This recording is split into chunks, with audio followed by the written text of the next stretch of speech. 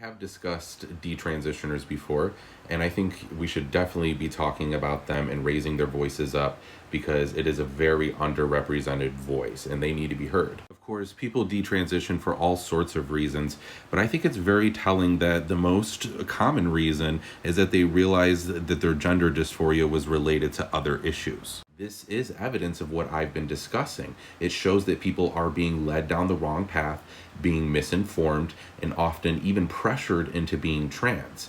And they're realizing later that all the things that they thought made them trans were actually something else entirely. I think the reason that detransitioners get silenced so much is because they usually come out the other side gender critical in some form or another. And some trans people fear having detransitioners used against them in a way, but that really just shows their fear of examining the consequences of going down the trans path when you're not really trans. But those experiences matter, and we need to be discussing it, and we can't shy away from discussing it. I just don't think it's unreasonable to say that a truly safe trans community would be one where people who aren't trans aren't getting led down that path by mistake, or sometimes even pressured by their peers to go down that path. I also just want to take a moment to really focus on the harassment and the abuse that detransitioners face from a segment of the trans community.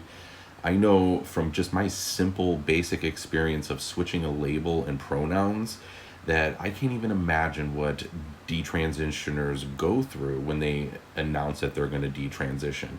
And we need to make sure that we're supporting these people and raising their voices up.